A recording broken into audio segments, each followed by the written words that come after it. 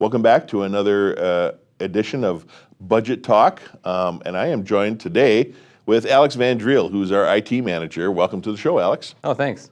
It's great to be here. You know, most people take IT for granted. I did that for a big chunk of my life as well. They just assume things work, and when it doesn't, call someone, they wave a magic wand and fix it. But there's a lot more involved, especially with municipal government, that IT has to deal with. So tell me a little bit about what goes on in your department.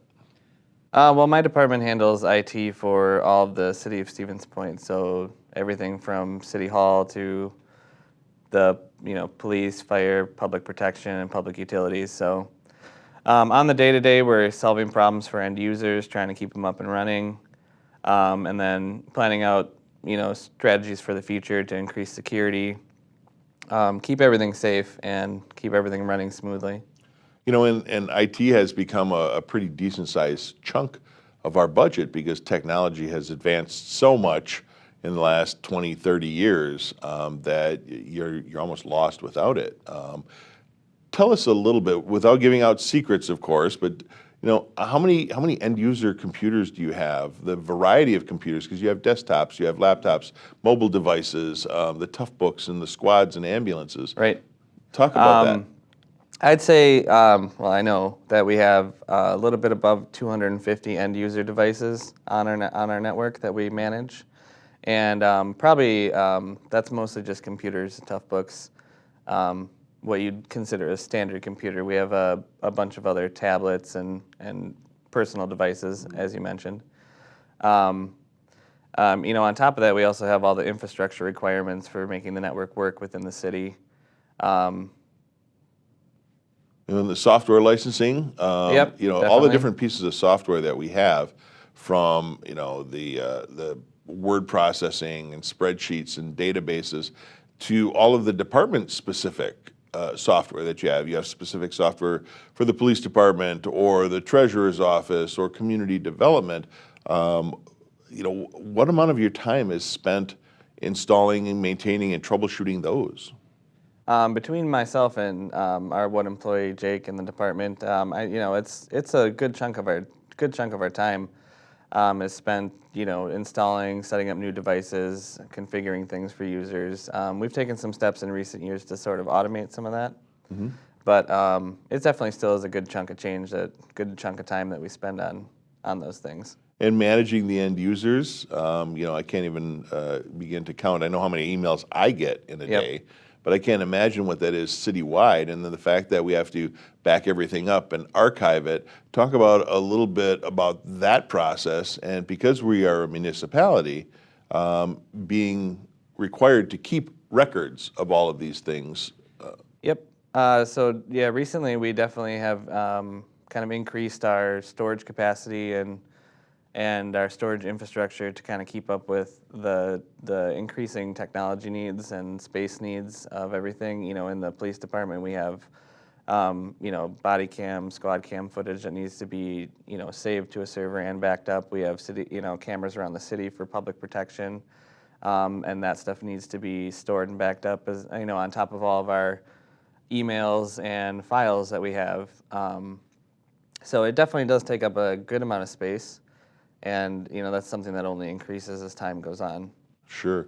And with the tens of thousands of dollars that we have invested in servers, the backups for those servers, the disaster recovery plans that we have in place in the event of a natural disaster or something else, having an off-site capability to access the network and maintain city functionality has got to be pretty expensive.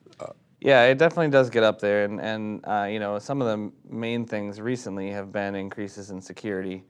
Since COVID and everything, we've had a big uptick in the number of cybersecurity attacks, and people trying to compromise municipalities. So that's another direction that we've been pushing a lot of the funding into, protecting all of our data that we do have backed up. And I know that you guys do a fabulous job of that. Of course, we're not going to give out any secrets unless you want to share any passwords or network IP addresses. Not too many. No, we don't want to do that. Give us an idea. You and I have talked about enhancing our camera network, enhancing our fiber optic network, and providing public Wi-Fi, especially around some of the city buildings and some of the events. So talk about the future growth of IT. Yeah, definitely. Some of our future goals for public wireless offerings are in some of the parks around the city. Details are still up in the air a little bit, but as of recently, we put in some public wireless over at the KB Willett Arena so that when people are there, they can access the internet without using their mobile plans. It also gives better coverage for our staff that's out there that are using their computers a little bit more mobilely around the arena. And I know that we're looking at Piffner Pioneer Park as another Yep. one of those examples, the Riverfront Arts Center. And this, people will say that, oh, why are we spending our money giving out free Wi-Fi?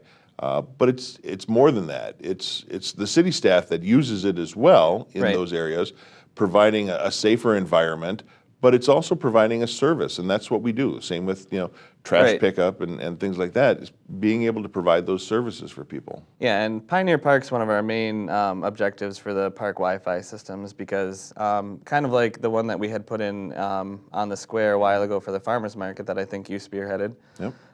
That provides the ability for vendors to be able to take credit card transactions and everything without using, without having to have mobile data plans for, their registers and things like that.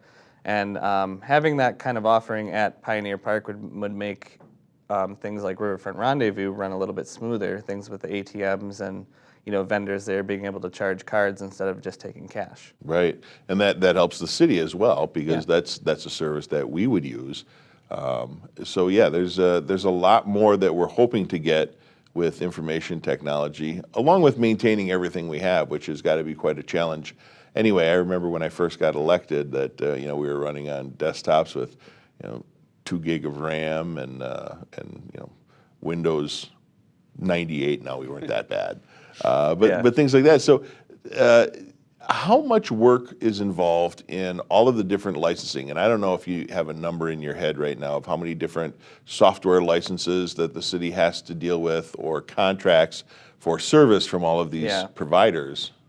Well, I don't have a number in my head, but definitely even since I've been here the past couple of years, the industry has been moving to a lot more subscription-based products for different things like Microsoft 365 and things like that. And almost every piece of security, either appliance or software that we have, has a software license fee or a ongoing maintenance fee to get continual updates so that we can be up to date with the latest the latest threat detections and things like that. Or in the case of our network switches, that we pay for the ability to have those be replaced on a next day level type thing, so that if we lose a network switch at the police department, we can get it replaced the next day and not have a lot of downtime. Right, and all of these things cost money. I know we've been working on efficiencies for several years. Prior to me getting elected, we didn't even have an IT department. Right. Literally everything was contracted out, and the simple things that are, oh, hey, I came in this morning and I can't print, or my email's not working. We started out handling those in-house. We still have contractual services for support, Yep. but between the 2 full-time positions that we now have, we are able to better utilize the resources financially that we have and make the city run more efficiently because of it, because you're on site, because you are handling a lot of those issues that normally would be contracted out and we'd take 2 or 3 days to get it resolved. You are on site, you have a vast working knowledge of the city's network infrastructure, and because of it, we are, what I say is good stewards of the budget resources that are provided to information technology services. So if you have questions about IT, of course, we're not going to give out any passwords unless they're old passwords, maybe. Huh? No, I'm kidding. If you have any questions about IT or some of the technology that we use in the city, or to better understand where your tax dollars are spent, feel free to give my office a call or contact Alex. And Alex, thank you for joining us today. We appreciate it. Yeah, no We problem. appreciate everything that your department does to keep the city operating and keep us safe. All right, thank you very much, Mayor. Thanks. Till next time, I'm Mayor Mike.